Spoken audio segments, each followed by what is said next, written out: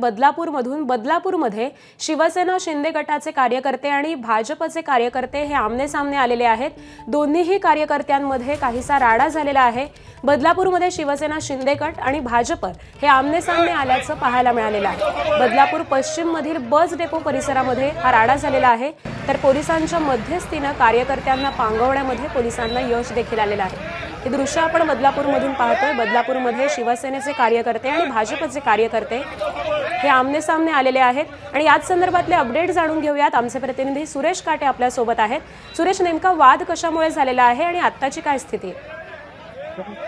आकांक्षा, बदलापूर पश्चिम येथील bus depot जवळ हा सगळा प्रकार घडलेला आहे।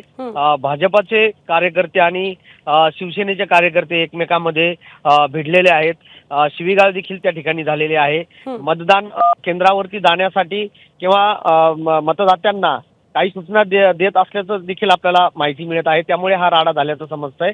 मात्र घटनास्थळी तातडीने पोलीस दाखल झाल्यामुळे हा मोठा अनर्थ टळलेला आहे, कारण की त्या ठिकाणी एकमेकांना मारण्याचा देखील प्रयत्न झालेला आपल्याला त्या ठिकाणी पाहायला मिळत आहे। त्यामुळे ज्या निवडणुका पुढे ढकलल्यात आणि बदलापूरमध्ये जवळपास 5 प्रभागांमध्ये मतदान होणार नाहीये याचंही कुठेतरी कार्यकर्त्यांमध्ये एक वेगळं टेन्शन आहे। त्यामुळे अध्यक्षपदासाठी या ठिकाणी मतदान होणं अपेक्षित आहे। त्यामुळे दोन्ही कार्यकर्ते आपापल्या पद्धतीने नागरिकांना मतदान करण्यासाठी मतदान केंद्रांभोवती त्यांची गर्दी देखील आपल्याला पाहायला मिळते। त्यामुळे कार्यकर्ते आमनेसामने होताना कार्यकर्ते आमनेसामने आलेले होते, परंतु पोलिसांकडून त्यांना पांगवण्यात यश आलेलं आहे।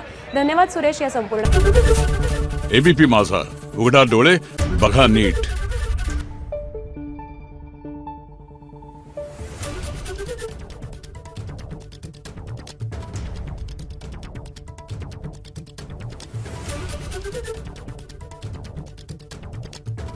Thank you.